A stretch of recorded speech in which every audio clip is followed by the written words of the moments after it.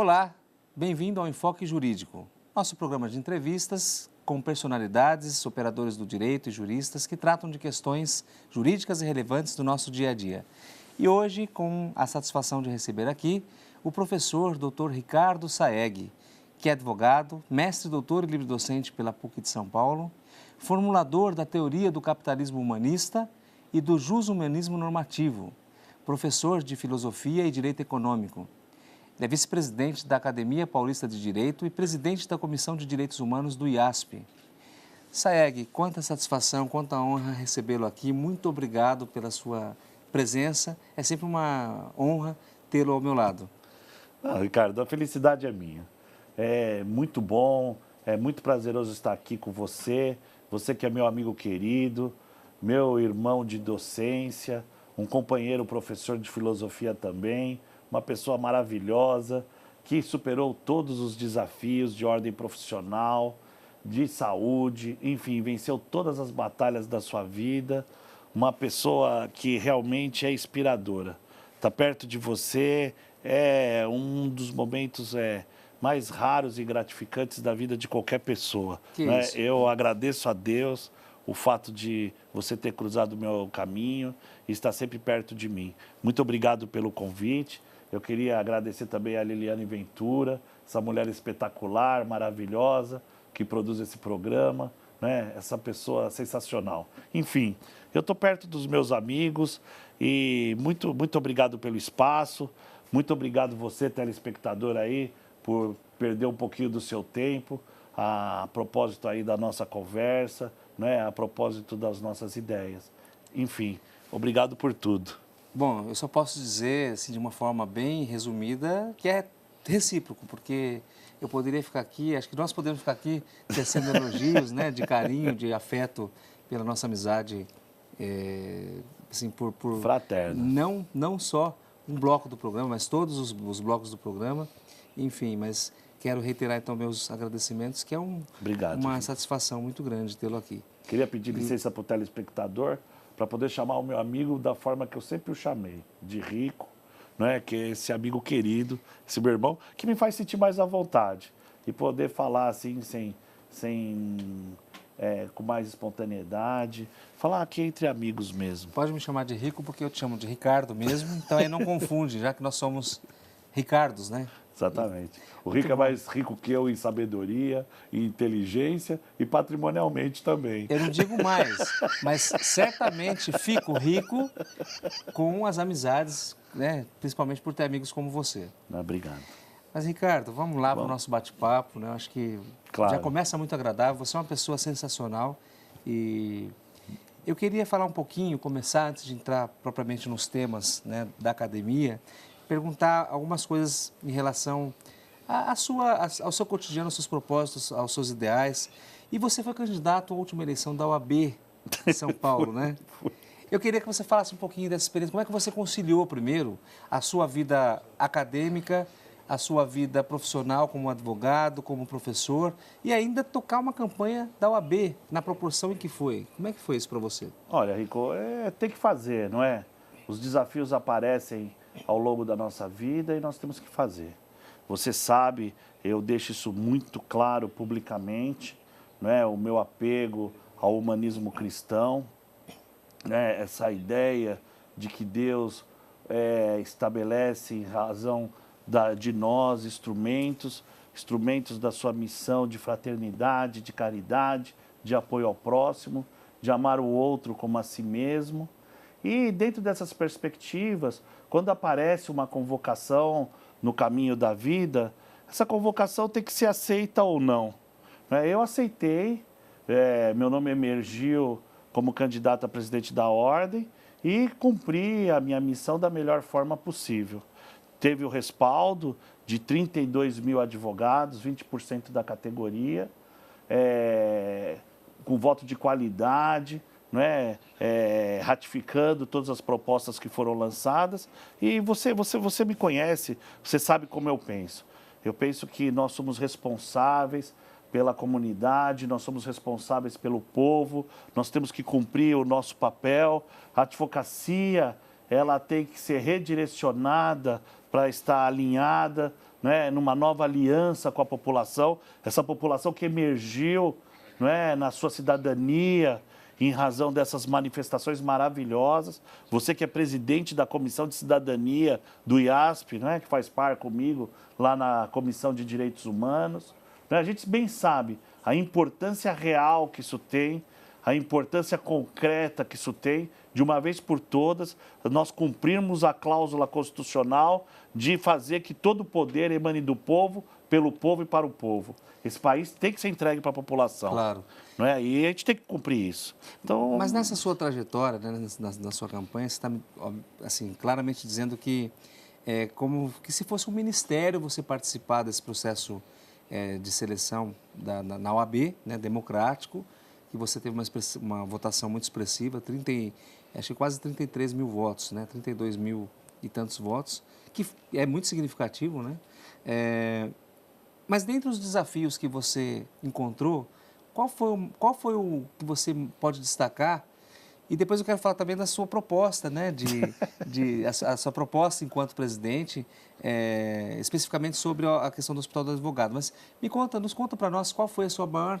o que você destaca da sua experiência como candidato? de manter uma linha, manter uma coerência, manter claro esses ideais, não se submeter a acordos, a politicagem, a outros interesses que não fossem preservar justamente aquilo que a gente acredita, aquilo que foi posto, colocar com clareza as propostas, os ideais que levaram a campanha ter acontecido, o que fez aglutinar as pessoas, não é? Se manter numa linha reta, numa retidão, que mostrasse que a advocacia é uma profissão digna, é uma profissão meritória, é uma profissão em prol do próximo, de auxílio ao cidadão, de socorro à cidadania, de defesa das nossas instituições, principalmente das nossas famílias, das crianças, enfim, mostrar que esse país pode avançar, que esse país pode evoluir e, de verdade, Rico, o que me deixa assim entusiasmado é o fato de que tudo aquilo que foi pregado o ano passado, que foi dito o ano passado, que foi proposto o ano passado, acabou acontecendo de forma espontânea pela população aí nas ruas, não é? Eu tive a oportunidade de manifestar publicamente contra essa PEC 37, que era odiosa, muitos advogados colocando a favor da PEC, e aí a PEC cai. E cai mesmo porque ela tem que ser a favor... a Constituição tem que favorecer o Estado democrático de direito, tem que favorecer as nossas instituições, tem que favorecer o que é correto nesse país. Claro, acho que você tem uma veia de humanista, né, dos direitos humanos, você sempre... Sou ativista. Como ativista mesmo, né? Os princípios da liberdade, fraternidade, solidariedade... Como você também, né? Eu acho que nós temos não só essa missão, mas a visão, né, como humanista, como perseguidores dos direitos sociais e dos direitos de todos, né? Eu acho que agora sim começa a surgir aí do povo, né, esse poder que é o maior poder que tem. Mas com relação... E como você vê, por exemplo, né, você mesmo, um grande professor de filosofia do direito, né, um educador, né, uma pessoa extremamente preparada e bem-sucedida, mas nem por isso, em nenhum momento desatrelada desse compromisso social, desse compromisso com a cidadania. Não é à toa, não é, que você preside essa comissão. Pois é, mas se fosse diferente, Ricardo, aí nada teria se entendido sobre cidadania, sobre valores, princípios, enfim. Acho que esse é o papel de quem opera o direito. E é isso que a gente tem que fazer, sabe, Rico? Com base nessas experiências, com base nessas posturas, inspirar o jovem advogado, inspirar o estudante de direito, inspirar essa moçada, defender esse povo que vai para a rua, lutar contra a violência policial, garantir que não haja vandalismo, enfim, criar esse ambiente necessário para que a democracia do Brasil seja realmente uma democracia concreta, verdadeira, em favor da população, em favor das famílias e, principalmente, que nós possamos construir um país melhor para as nossas crianças. E talvez através de instituições como a OAB isso possa se efetivar de uma forma mais concreta, né? Claro, ela tem um papel concreto. Quando o meu nome emergiu para a candidatura à presidência da Ordem, foi justamente isso que eu pensei.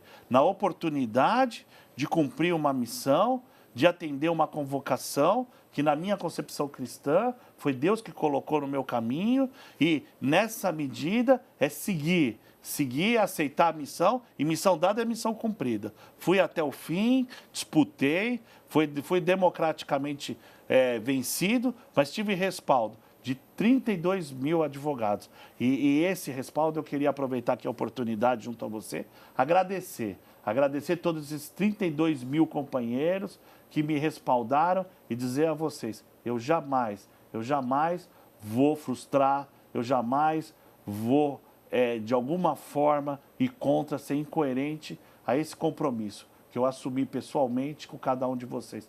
Muito obrigado, meus amigos, muito obrigado por entender e referendar essas propostas, esses ideais, que são tão preciosos para mim.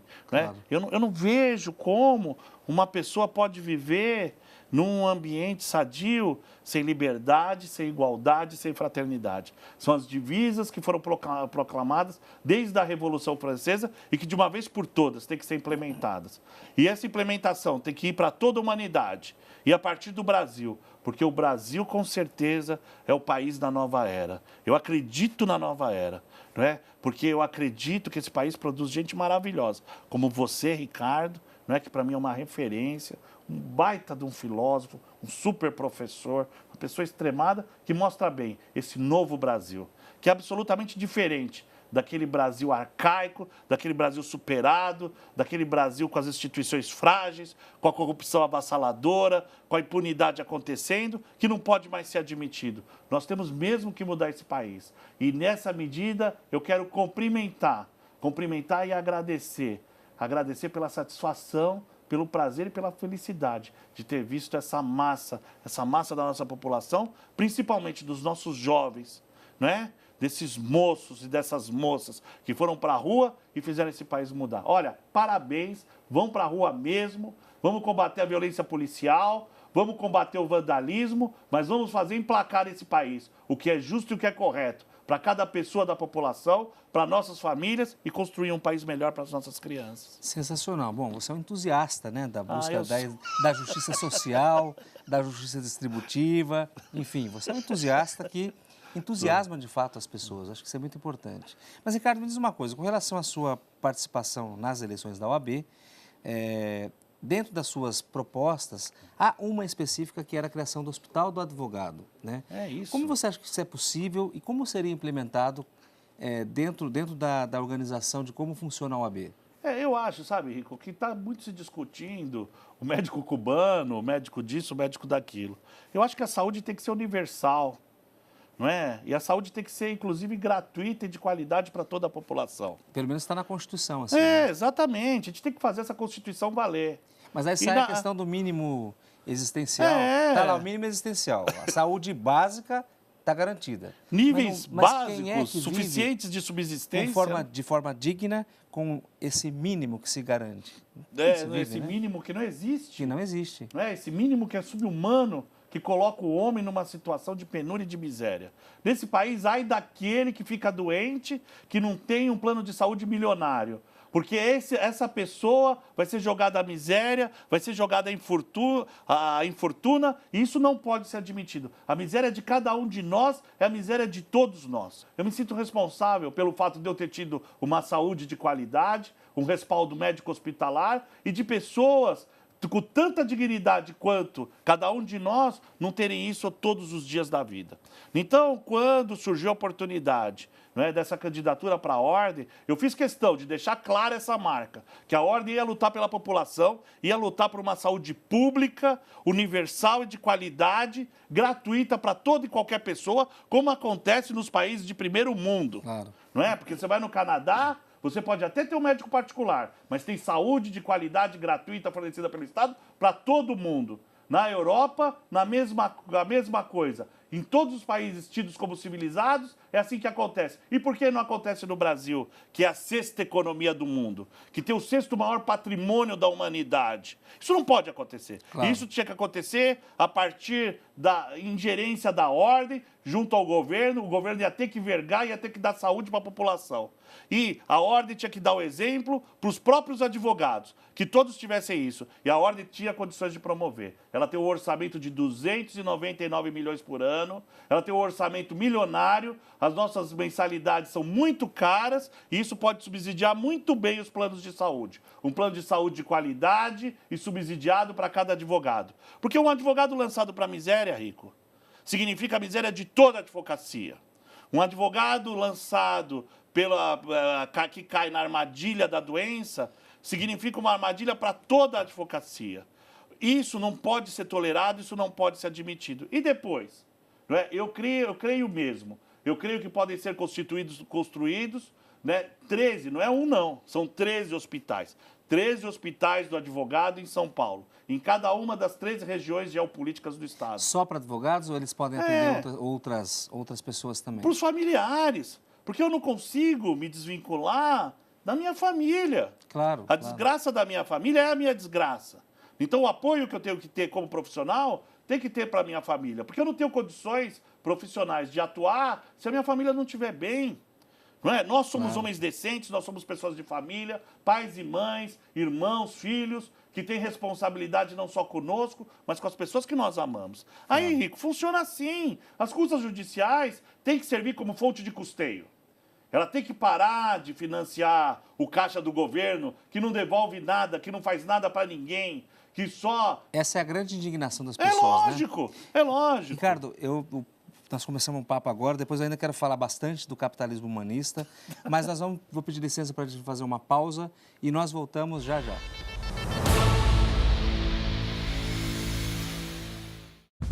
TV Êxito nas redes sociais. Siga no Twitter e curta nossa página no Facebook. Saiba primeiro o que acontece na nossa programação. Vídeos, fotos, notícias e bastidores. TV Êxito, a sua TV na web.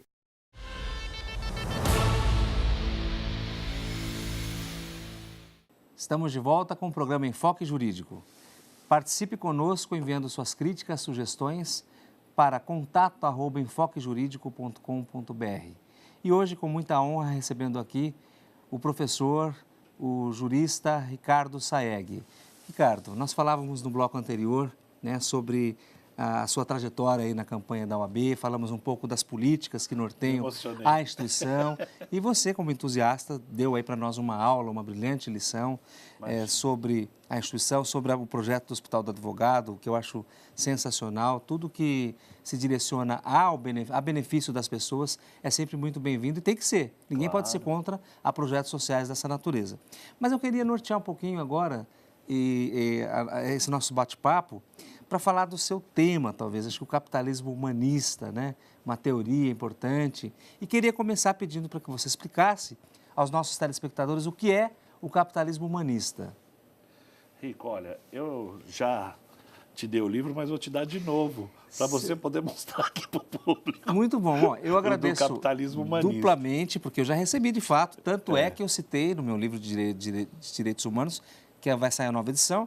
Mas muito honrado, recebo novamente, tenho certeza que vai ter muita utilidade, né? Então, muito obrigado. É uma obra minha, do professor Wagner Balera também, titular de Direitos Humanos lá da PUC de São Paulo, um outro irmão muito querido. Que, aliás, foi meu orientador de mestrado, então também tenho uma grande admiração por ele. O Wagner é espetacular, ele né? Sem dúvida. E o seu trabalho, o capitalismo humanista, acho que representa muito bem quem você é, as suas ideias, estão muito bem refletidas nesse trabalho. Tanto que eu sei, a gente vai falar um pouquinho disso depois, que você publicou esse livro, né? Fez o lançamento em inglês e lançou pela Amazon. É Foi isso? o lançamento mundial. Ou seja, você lançou pela Amazon, você lançou para o mundo todo, né? Que bom, porque assim é uma forma de você disseminar a sua teoria, a sua ideia, para tantos quantos queiram absorver essa questão da filosofia humanista, né? O que eu acho, Ricardo, é o seguinte, o direito ele tem um papel muito claro. Ele tem uma magia. Quando eu fui fazer meu segundo doutorado em antropologia, para poder entender o Cristo antropológico, o Cristo cultural, e poder aplicar esse Cristo laico, esse Cristo antropológico nos meus estudos e nas minhas reflexões jurídicas. O meu projeto inicial era o direito e magia. O direito, ele está no mundo do deontológico, do dever ser. E nessa medida ele tem que alterar.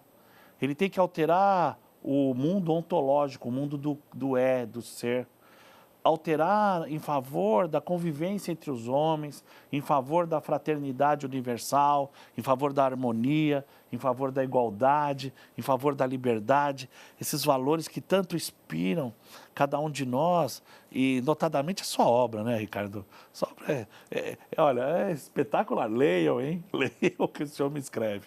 Mas, enfim, essas divisas tão inspiradoras que emergiram na Revolução Francesa e que ainda encantam toda a humanidade e que fazem a humanidade avançar. O capitalismo humanista é justamente a análise jurídica do capitalismo na perspectiva da efetivação dos direitos humanos, porque uma coisa é certa, o capitalismo venceu. Não existe nenhum reduto relevante comunista no mundo. Não há mais. Assim. Acho que o capitalismo ele impera e é o modelo de qualquer sociedade, né? Não é verdade? Claro. E nessa medida, você tem que encontrar dentro do modelo, daquilo que impera, qual é o papel do ser humano. Se o ser humano está a serviço do capital ou se o capital está a serviço do ser humano. Se o capital deve ser ajustado ao ser humano ou o ser humano deve ficar suprimido, molestado pelo capital. Isso não pode mais acontecer. Então, o direito, no seu dever ser, no seu caráter deontológico, tem que afastar essa opressão do capital e fazer com que o capital sirva ao ser humano. De modo que, num ambiente capitalista, todos tenham direito à liberdade, à propriedade, que todos sejam prósperos e ricos, como o rico aqui. Mas ninguém pode ser deixado para trás. Eu acredito que isso talvez pareça um pouco de utopia isso, né? A questão da deontologia realmente deveria ser dessa forma, né? O dever ser das pessoas, mas infelizmente isso não acontece porque nós vivemos numa sociedade capitalista. Então acho que a sua ideia talvez seja de trazer o modelo de sociedade que é capitalista por excelência, mas sem perder as vertentes da dignidade da pessoa humana, que é a função de todo homem, né? Exatamente. Você que é um grande doutor em direito, um super professor, você consegue traduzir isso perfeitamente. Acho que traduz até melhor que eu. Que isso, a gente está aprendendo, estamos aqui para aprender com você.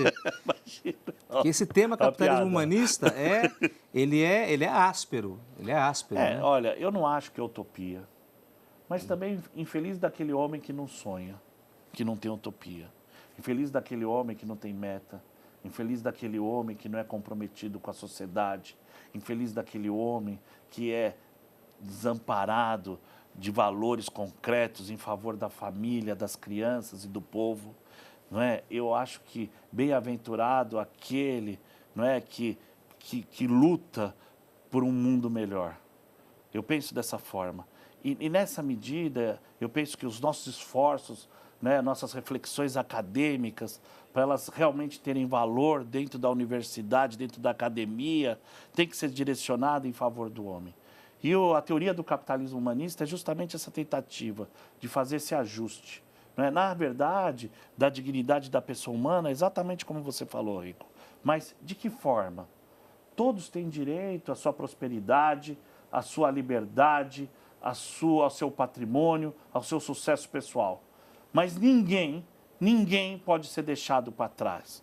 Todos têm direito a ter uma saúde, a ter um suporte médico hospitalar, todos têm direito a se alimentar 3 vezes por dia, todos têm direito a ter um teto, todos têm direito a ter um emprego, todos têm direito a ter o mínimo existencial que você se referiu aqui no bloco passado. Aliás, ao mínimo existencial é uma garantia mínima, como o próprio nome diz. E constitucional. Mas não se traz a dignidade com o mínimo existencial, ao contrário, né? Eu acho que a dignidade se exercita com a igualdade e com a justiça social e a distributividade dessa justiça, porque à medida em que nós temos sociedades que concentram essas garantias de direitos fundamentais, aí não adianta você dar uma aspirina enquanto se tem uma febre Intensa, né? intensa. Não adianta mais. Então, acredito que a questão da justiça distributiva e social, né, que a gente estuda em Aristóteles até, de Aristóteles até Santo Tomás de Aquino e agora John Rawls e Amartya Sen, que trazem os novos conceitos aí do acesso à justiça, do conceito de justiça. Me parece que a justiça só se efetiva através de uma garantia mínima de dignidade, que não é essa que está na Constituição, a meu ver, que garante lá todos têm direito à educação de qualidade. Ora, isso é uma utopia, Ricardo, porque na medida em que você diz que o governo provê o que está na Constituição, porque tem escola para todos, mas que qualidade é essa? Isso é digno? Os governos, os gestores atendem o que tem na Constituição, mas de forma utópica, porque o seu filho estuda num colégio de boa qualidade, né? O meu filho estuda, mas uma massa não consegue chegar nesse patamar. Mas, entretanto, a Constituição ela foi atendida e o governo cumpriu seu papel atendendo, por isso que eu não acredito no mínimo existencial. Eu acredito em dignidade que se efetiva através de igualdade. Não, mas você está E é coberto algo de que está razão. longe, né? E nem o mínimo existencial esse governo garante. Pois é. E a gente tem que mudar Quando isso. você diz de saúde, todos têm direito à saúde, saúde de qualidade. Ora, muitas pessoas morrem porque esperam um exame 2 anos. O exame tem que ser feito amanhã para ter o diagnóstico e se morre numa fila em função de falta de equipamento ou de profissionais, de trazer médicos. No Estado brasileiro hoje não tem médico, né? Como é que resolve esse problema? Os direitos humanos, eles podem atuar de que forma? O que é daí, então, o capitalismo nesse contexto de sofrimento de políticas públicas não atendidas dentro desse conceito de justiça social? O que é o capitalismo humanista nisso? Exatamente, essa luta dioturna dos homens de bem em favor de todas as pessoas, em favor da igualdade, em favor da dignidade, muito mais do que o mínimo existencial. E olha, esse mínimo existencial, na medida em que a Constituição garante níveis básicos de sobrevivência, é uma cláusula constitucional que não é observada. Então, o trabalho de pessoas, né, como o seu trabalho, né, e essas tentativas de formular teorias para que efetivamente sejam implementadas essas medidas de socorro à população, de defesa do homem de bem, porque direitos humanos não é para defender assassino, não. Direitos humanos é para defender o homem de bem. É para isso que servem os direitos humanos.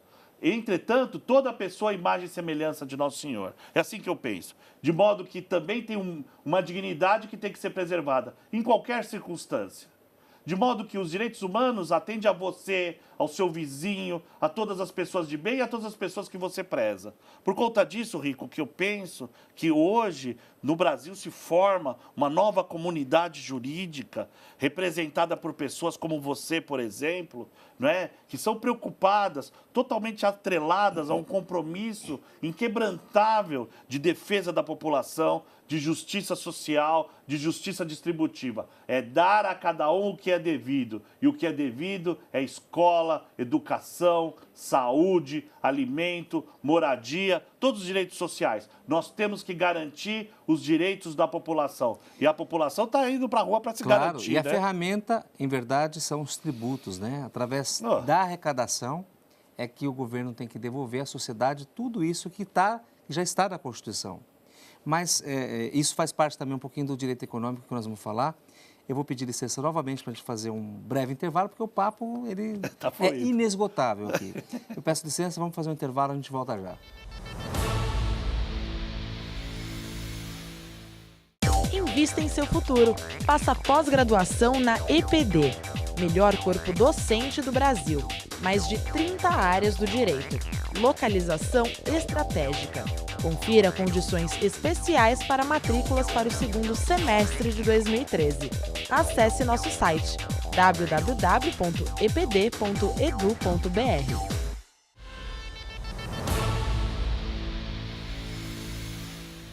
Estamos de volta com o programa Enfoque Jurídico.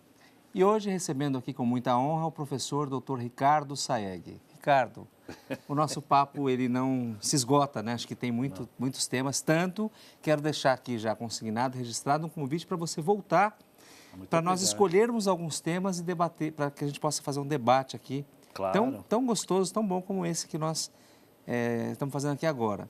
Eu queria escolher algumas coisas para falar, mas ainda sobre o capitalismo humanista, me parece que o fundamento constitucional da sua teoria, né, parte dessa questão do mínimo existencial, das cláusulas que norteiam essas garantias dos direitos fundamentais e também do direito econômico. Qual é essa relação?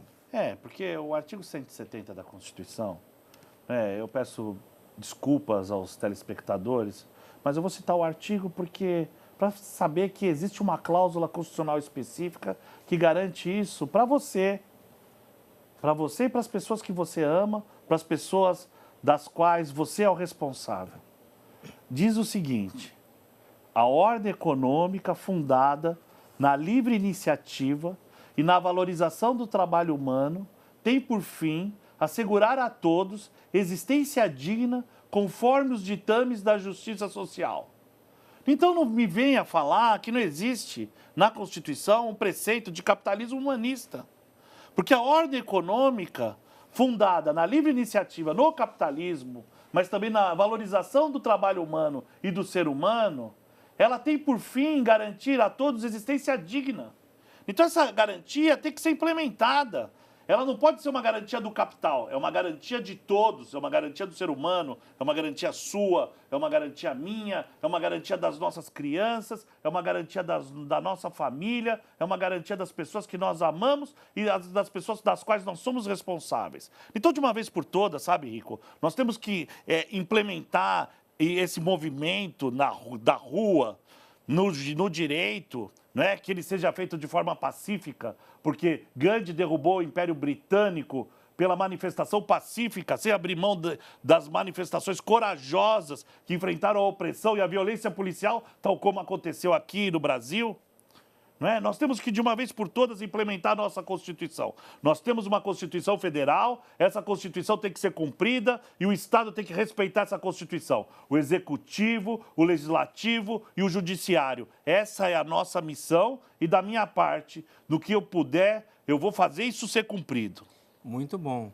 Ricardo, me fala um pouquinho sobre Seria, então, o capitalismo humanista também uma teoria fundamentalista cristã? Porque nós temos uma Constituição laica, muito embora nós temos lá no preâmbulo, né, que sob a proteção de Deus, o que já tem uma... Mas aí é uma questão só de nomenclatura, a meu ver, então acho que não cabe aqui uma discussão jurídica sobre isso, mas o Estado é laico, obviamente, e talvez a ideia de Santo Tomás de Aquino e Aristóteles, elas têm uma relação, né, as teorias aristotélico-tomista em relação ao capitalismo e também às ideias inspiradas na Igreja Católica, enfim, no cristianismo. Eu queria que você explicasse um pouquinho para nós as suas ideias sobre o cristianismo e também dizer que, aqui uma partezinho meu, com relação ao cristianismo, que a primeira ideia, talvez as primeiras lições de direitos humanos vieram de Jesus Cristo, né? Historicamente, quando ele disse que todos os homens são iguais.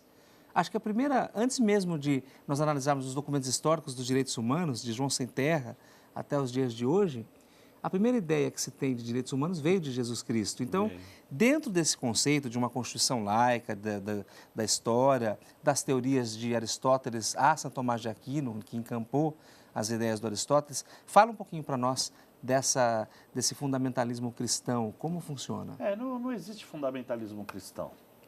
Eu sou avesso a qualquer tipo de radicalismo. Não é radicalismo. O que eu acredito é que Cristo existiu. Independentemente da divindade dele, que eu acredito particularmente piamente, mas numa perspectiva jurídica, porque ela é sempre laica, porque nós temos a liberdade religiosa, não é isso? Mas como nós temos aí cerca de 40 versões de Bíblias, né? Como marco teórico, não a Bíblia como instrumento religioso, mas como um instrumento de pesquisa histórica. Um levantamento antropológico, um levantamento cultural.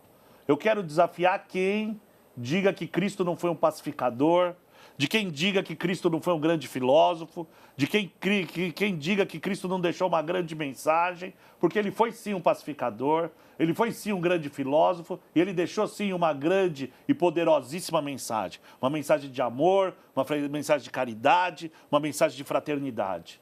Ele não escreveu nada, mas Sócrates também não escreveu nada. E nem por isso, não é? Sócrates deixou de ser um grande filósofo. Cristo deixou uma mensagem muito forte, independentemente da crença. Então, independentemente da crença, eu fui fazer meu segundo doutorado em antropologia para estudar o Cristo cultural, o Cristo laico, assim como determina a Constituição.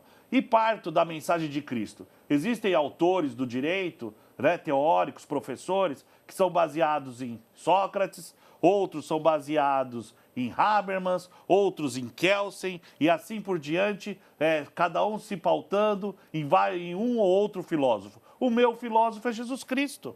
E daí? Qual o problema? Não é? Vai pegar eu? Não vai. Até porque eu acho que cristão é tudo aquilo que remete a Cristo, independentemente de acreditar ou não na divindade dele. Todo aquele que age em favor do próximo, todo aquele que age em favor da caridade, todo aquele que age em favor da fraternidade, todo aquele que considera de que mais do que iguais nós somos irmãos, todo aquele, para mim, tem um pensamento, tem um toque, um tempero cristão. Dentro da filosofia, eu também concordo contigo que Jesus Cristo, ou pouco importa o nome que se dê, né, a esse personagem que existiu, e nós temos isso cientificamente comprovado, foi talvez um dos primeiros, um dos maiores filósofos de toda a história, sem dúvida nenhuma. E que é pacificador, também não tenho dúvida. Mas é um grande humanista, sobretudo, né? Exatamente. Um grande humanista. Ele sempre pregou as ideias que hoje nós temos na nossa Constituição, ou nos nossos tratados, enfim, de manutenção da paz. Isso ele já fazia naquela época. Não é, Rico? Proscrição Claro, da guerra. Exatamente. Então, eu acredito que você pode ter como marco teórico o Cristo, o Jesus Cristo. Eu acho que, ao contrário, tudo vem depois dele. E aí, quando você falou de Sócrates, nós temos os pré-socráticos e os pós-socráticos. E Sócrates foi, sem dúvida nenhuma, acho que, se não o maior, um dos maiores pensadores de toda a nossa história. Na medida em que ele tinha um grupo que o acompanhava e disseminava ideias que hoje são tangenciadas pelos direitos humanos. Enfim, a filosofia é uma outra pauta que a gente tem que repensar, né? E eu queria entender um pouquinho o que é o jushumanismo normativo. É um pouco disso que nós estamos falando? Exatamente, exatamente. Né, o direito tem que servir ao humanismo. É isso. É o direito a serviço do homem, a serviço do que é correto, a serviço da família, a serviço das nossas crianças, a serviço da nossa comunidade. É o direito em prol da humanidade, não é um direito de opressão, é um direito de libertação, é um direito de salvação. Nós temos que avançar, e só se avança com instituições sólidas, mas as instituições sólidas não necessariamente são humanas. Então nós temos que solidificar e humanizar, não é? A tua obra é muito referência disso, mas o que você está dizendo com essa nomenclatura de ius, humanismo normativo, nós estamos falando de positivismo? Exatamente, não é? Não dá para deixar de aplicar a lei. Mas a lei, ela não tem que ser aplicada com tirania. A lei não tem que ser um instrumento de opressão. A lei tem que ser aplicada com caridade. Dante Alighieri falava, né? Se a caridade faz parte da justiça, quanto maior o grau de caridade aplicado à justiça através da lei, maior será a intensidade da própria justiça. Então, uma justiça de bom nível é uma justiça fraterna, é uma justiça solidária, é uma justiça que recupera o homem, é uma justiça que resgata o ser humano, é uma justiça que defende o povo, é uma justiça que dá saúde, que dá educação, alimento, moradia e trabalho, além de dar liberdade, igualdade e fraternidade. É por essa justiça que a gente tem que lutar. E é isso que significa o jushumanismo normativo. É maravilhoso, mas nós estamos falando de algo que, para que tenha efetividade, tem que estar escrito, não é? Exatamente. Só que nós temos o justnaturalismo, que são direitos inerentes ao homem que nascem com ele, né? O primeiro e o mais importante deles é a própria vida.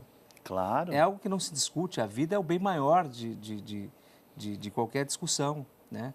E aí a vida na sua integralidade com tudo que é necessário para a sua subsistência. Aí entra um pouco não é utopia, mas é modelo de governo, de Estado, né? Que em alguns países, não comparando com o nosso, mas com menos arrecadação, com menos tributação, conseguem reverter mais. O Brasil, que é a 6ª economia do mundo, não consegue, né? O nosso PIB na educação, comparativamente a outros países, ele está muito aquém, ele entrega muito menos do que poderia. Então, quando você diz tudo isso, é muito encantador, que todo mundo tem direito, mas precisa estar escrito, então, precisa realmente Mas está escrito na nossa Constituição, mas não aí que está? está escrito de uma forma...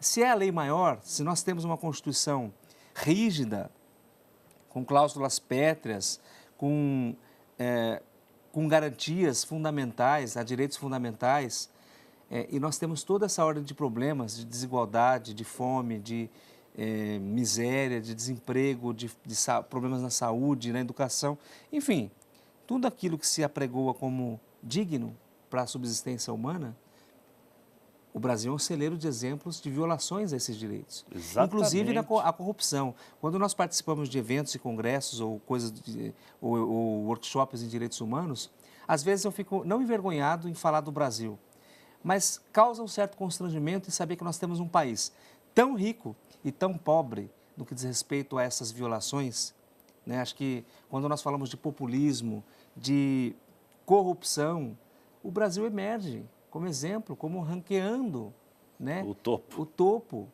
Então, isso é muito triste. Então, o uso humanismo normativo no nosso país, ele tem que ser talvez mais explorado, tem que ser mais... Talvez essas manifestações das ruas é que façam com que ele tenha efetividade. Claro, O povo exatamente. consegue falar, mas consegue falar dessa forma. Não precisaria disso. Não deveria ser necessário isso. Então, eu acho que se é uma teoria, a sua teoria ela é riquíssima. O país que hoje enfrenta a maior crise mundial, a crise econômica mais latente, é a Grécia. A Grécia, não é, ocupou aí a manchete dos jornais e os noticiários por conta da crise que desestabilizou a própria União Europeia. Então a Grécia, perto da economia brasileira, não é nada, e com a crise ficou menos ainda, com todo respeito à Grécia. O Brasil, por sua vez, é a 6ª economia do mundo. Essa é a distinção entre a riqueza brasileira, não é, e o problema econômico grego. Tudo bem. A ONU, ela ranqueia o índice de desenvolvimento humano, ou seja, a qualidade de vida da população, o quanto a população vive bem. E isso se chama IDH. Você também sabe disso. Sim, o IDH é que norteia, muitas vezes, a condição daquele país, né? O status daquele país perante a ONU, a comunidade internacional. A comunidade internacional estabelece um ranking, uma ordem, listando os países, do melhor país para a população ao pior país para a população. A Grécia, com todo aquele problema, é o 29º. O Brasil, que é a 6ª economia do mundo, é o 85º. Ajustado à desigualdade, medida pela própria ONU, o Brasil vai para o 135º, que significa o Quênia. Então quer dizer que parcelas importantes, significativas da nossa população, vivem a mesma situação que a população do Quênia. Enquanto a Grécia está naquela posição favorecida com todos os problemas econômicos. Aí eu te pergunto, qual é a população mais rica? É a brasileira ou é a grega? O que a ONU responde, Rico? Pela questão lógica, né? É a grega. E como pode?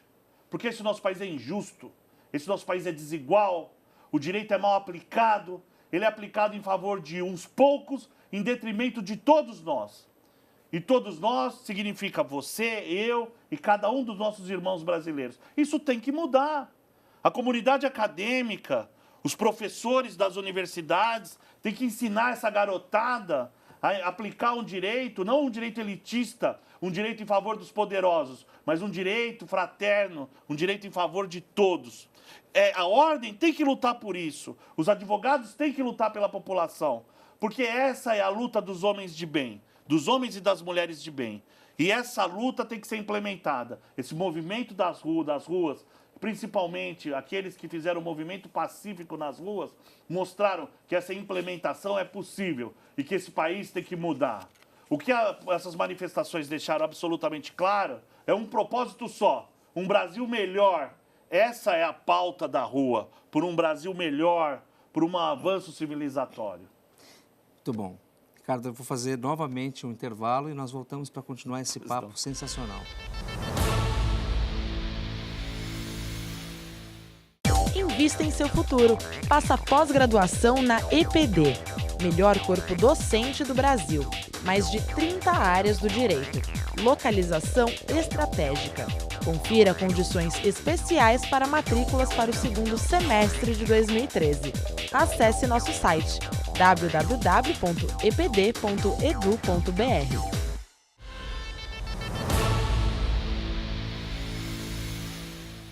Estamos de volta com o programa Enfoque Jurídico. E hoje, com a satisfação de receber aqui o professor, filósofo, jurista Ricardo Saeg. Ricardo, nós falamos aqui nos blocos anteriores de vários temas e eu gostaria de entrar um pouquinho na sua área de direito econômico, fazendo alguns comentários sobre o direito econômico propriamente dito, que é estudado nas universidades, e como disciplina, como que é a aplicação do direito econômico na realidade. Porque nós temos direito financeiro, direito econômico, direito tributário, muita gente confunde isso. Fala um pouquinho para nós sobre o direito econômico. Não, é a disciplina jurídica da atividade econômica, da economia, né? Da atividade meta individual. O direito comercial cuida das relações empresariais, mas existe todo um movimento econômico, né? Políticas econômicas, linhas e regimes econômicos. Isso tudo é institucionalizado pelo direito. Você, Rico, inclusive, não é, prestou assim, uma colaboração determinante para o direito econômico. Você sabe disso. O trabalho que foi feito na EPD, o currículo lá dessa faculdade maravilhosa. Olha, é um curso maravilhoso de direito que tem lá. Você podia falar para eles. Ele é um ótimo garoto propaganda também, né? Mas é bom mesmo. Sensacional. Já sei, vou te contratar para fazer o comercial lá da EPD. Olha, eu faria sem custo, porque eu acredito muito no trabalho que você desenvolveu. Não é? A grade curricular que foi desenvolvida lá na EPD, naquele curso de Direito, é uma das grades mais fantásticas que eu vi, inclusive comparadas dá para comparar, sem sombra de dúvida, até mesmo com o Harvard. Você sabe disso. Foi no que você se inspirou, não foi? Na verdade, a gente tem um método de pesquisa e de ensino de Harvard. Então, eu tive que estudar, tive que viajar para poder conceber alguns modelos. Mas, não foi? Foi. Fala a verdade. Eu acredito que nós temos que ter inspiração naquilo que é bom, né? Como foi avaliado pelo MEC? Então, no curso de bacharelado em Direito, nós tivemos nota máxima em todas as avaliações, em todos os itens de avaliação do MEC. A única faculdade do Brasil que teve nota máxima em tudo. Então, conta para eles que é deficitário. Mas deixa eu te falar, quem te entrevista aqui sou eu. Né? Ele está invertendo os papéis aqui. Mas eu posso... que eu sou fã. Eu sou fã mesmo do trabalho que foi feito. No caso de trabalhar com educação, eu acho que não se despe a figura do educador e do empresário, porque para ser um empresário no segmento de educação, eu acredito que sendo um educador, tudo fica mais fácil também, né? Porque alguém que trabalha... Humanista. É o capitalismo, em verdade, até para ilustrar a questão do direito econômico, porque para ser empresário nesse país tem que ter muita coragem também, né? E eu acho que quando se pensa em se ganhar dinheiro tão somente, talvez vai se criar boi ou se plantar, fazer coisa de agronegócio, porque a educação nesse país é um segmento muito estanque e difícil de se trabalhar. E eu acreditei no modelo de educação com qualidade e com verdade. Por isso a gente foi a Harvard, para entender o modelo educacional daquela universidade. Se lá é o melhor, vamos trazer o que tem de melhor. Claro. E a partir daí nós contribuímos com a sociedade, especializando advogados e novos operadores do direito que vão entregar para a sociedade as suas aquilo que tem de mais caro nas pessoas, que é o seu patrimônio, a liberdade, a vida. E é nisso que você iniciou aqui nosso bate-papo dizendo da nossa profissão, né? Claro. Tanto que nós não recebemos salário, nós recebemos honorários que vêm de honra. Eu acho que é uma profissão tão digna, sem dúvida nenhuma. E talvez o direito econômico seja um corolário disso, de regular a atividade econômica do Estado, mas com entes participantes que façam essa economia de fato acontecer. E nesse país, me corrija se eu estiver errado, o que segura a economia desse país são os pequenos e médios empresários. Exatamente. Porque os grandes são companhias de capital aberto, estrangeiras, que se um dia der alguma coisa errada aqui no Brasil, eles vão embora. Rico, E na sobra o quê? Argentina, na crise argentina, eu queria alertar a população que os bancos internacionais, a Argentina estava em crise na década de 90. Aí as pessoas, por segurança, depositaram nos bancos internacionais. Quando teve a crise argentina e o default, ou seja, a falta de pagamento, os bancos internacionais falaram, eu não tenho nada a ver com a subsidiária local. Tchau. E não honraram os pagamentos. Então é essa atitude de vampirizar a nossa sociedade que é inadmissível. Porque são os brasileiros, né, os empresários genuinamente nacionais que constroem a economia desse país, que dão emprego, que efetivamente têm um compromisso com a nossa terra e com o nosso sangue de ser brasileiro. Não é? A seleção brasileira voltou, o Brasil, o povo voltou. E esse país vai melhorar, custe o que custar. E você é um exemplo vivo disso. A tua obra, não é? O que você fez na EPD, esse conteúdo programático da Faculdade de Direito. Eu sou entusiasmado mesmo, sou ativista mesmo. E vou sempre lutar por esses valores, porque eu sou convicto que esses são os valores corretos. Muito bem, eu concordo com você plenamente, a exceção aí dos elogios todos que você tem me direcionado, que eu quero agradecer mas, olha, sempre, né? Não é bajulação não, viu? Não é bajulação não. É um testemunho da verdade. O que esse homem fez não foi pouca coisa, não. Mas eu diria que a gente está começando ainda, né, Ricardo? Muito há por se fazer. Inclusive, esse programa tem essa função de talvez levar informação a tantas pessoas que não têm acesso, talvez, a questões como essa do direito econômico, de uma teoria como a sua, que ela é tão simples na sua essência, embora muito sofisticada, mas com uma essência simples de entregar para a sociedade a questão da efetividade da sua dignidade, que já existe previsão legal. Né? É o mínimo, não Mas é? é muito importante. E a sua dicção com as pessoas ela é tão clara, tão, obrigado, tão objetiva, que eu acho que o programa também começa a aquilo que se propõe, que se propôs, já tá acontecendo. Então, eu quero agradecer muito as suas lições aqui, a sua Posso aula. mandar um beijo? Pode mandar 2. Eu queria mandar um beijo para minha esposa, que eu amo ela demais. É um amor da minha vida, a Carla. Ó, Carla, te amo. Que ela está presente aqui no nosso estúdio. Quero também Não dá para filmar a Carla? agradecer a participação dela Filma aqui. a Carla.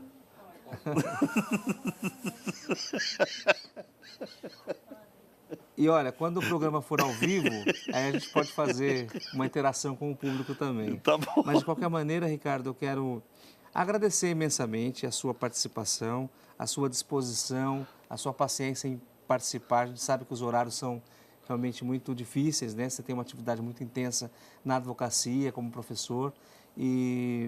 Então, deixar consignado aqui meus agradecimentos. E quero finalizar, porque eu teria, acho que, horas e horas para conversar com você de tantos temas, na filosofia, nos direitos humanos, das suas teorias, das suas ideias brilhantes, né?